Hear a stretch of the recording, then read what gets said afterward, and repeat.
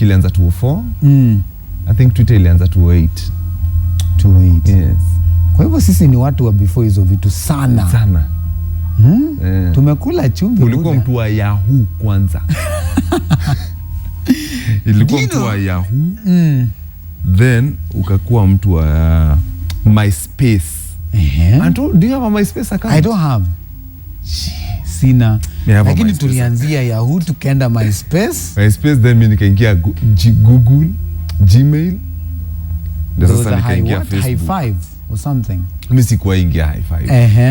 Then nikaingia Facebook, then sasa Twitter. Uko Instagram. Sasa then Instagram. Google Plus. And sasa kuna Instagram.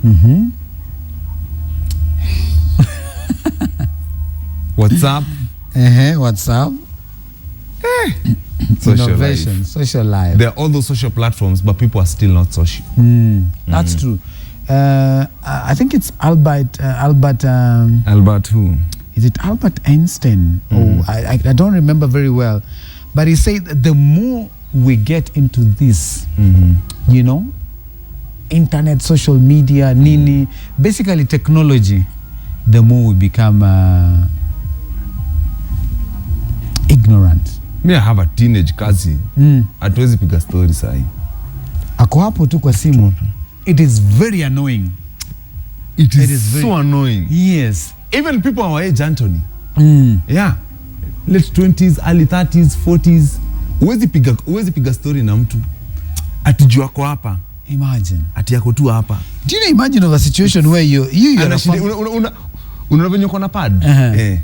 Hapo ndio unaongea tu yako hapa. Ati nini? Oh, okay.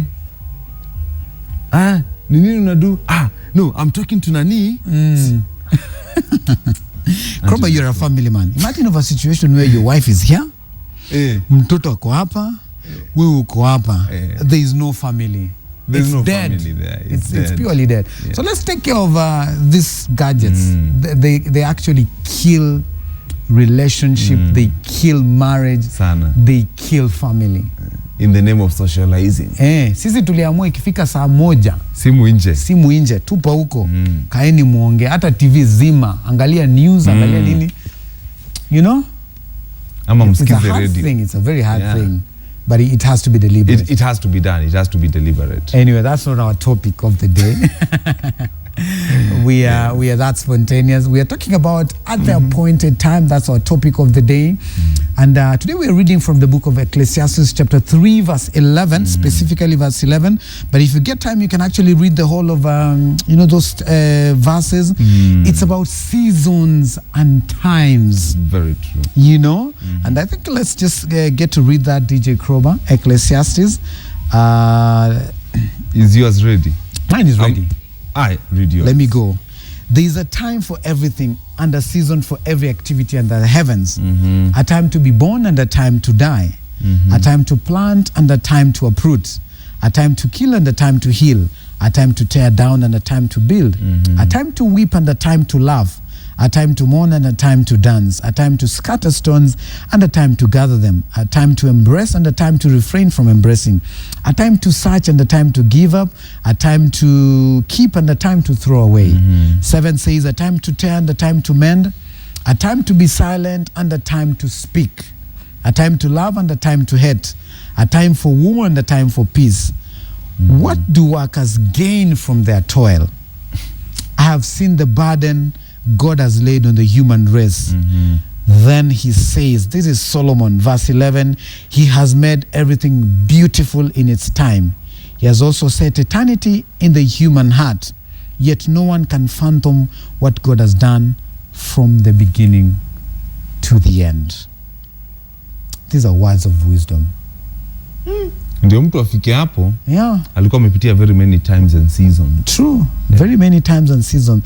And getting to understand that nothing at a particular time, at a specific time, happens in vain. And that's what the Bible says. There's a time to tear and a time to mend. Ingekuwa tu, it's a time to mend. In fact, there is no mending without tearing. So true. You know? There's a time to be silent and a time to speak. There's always a time you have to sit back and listen. and a time when you can speak. But remember, it is not even wisdom to speak when you have not listened. You know? I agree. So seasons are particularly ordered by God. And they're never in vain. There's a time you might be going through so much turmoil in your life, you know, and wondering. And that's why there's a time for testimonies. Because it is never in vain that you went through that situation. So that you can be an encouragement to someone who is going through that situation at that particular time. But the beauty of it all, DJ Kroba, is that he makes everything beautiful in his time. Personally, when I'm at that point, like right now, I am too busy. Too busy. But I know it's a season. Tomorrow I'll not be that busy because it's a foundation I'm building for a better life, for a better tomorrow. And tomorrow nitakuwa nacheza golf. Tutakuwa tunaenda kuswing. Ala. Tunaenda Muthaiga tunaangalia hivi. You know, it's a game of walking and talking. And networking. Yes. Yes.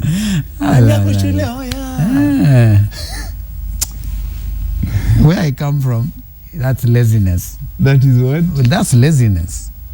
Where I come from. Yani unaenda tu kupiga vitu tu na kutembea na kukunywa na. But it's a season. And most of those guys, there was a time they planted. Now they're sitting back, they're enjoying it, but they're also planting through networking. And that's the beauty of seasons and timings. Today I've decided to be a time of listening. Nilijua utachomoa kitu kama hiyo. Ulijua nitaenda huko. Yes. It is always good to listen na si kila wakati contribute. Utakuwa unasikiza. There's a time for that. There's a time for that, and that is a time for today. Come on. That has arrived. Okay. When we come back in a short while, we'll be speaking to Henry Mutuku. And we told you earlier, she was away for 10 years. And many people have wanted to know, where has she been? You know, what has she been doing? But we're to take a totally different turn. We want her to speak her heart out. You know, what are her passions and what is God doing in her life, and more specifically about music. You know, this is a totally different season. DJ Kroba, tutampeleka tu through the journey. Tutampeleka through the journey. Kidogo tu pole pole, what has happened since then, yes. Where we are today. Na maswali tutajiuliza, are we at the right place? Are we on course? Are we on course? Yes. Ama tumewacha msalaba. Sasa tunafuata vitu zingine. Si ndio? When we come back in a short while, don't go away.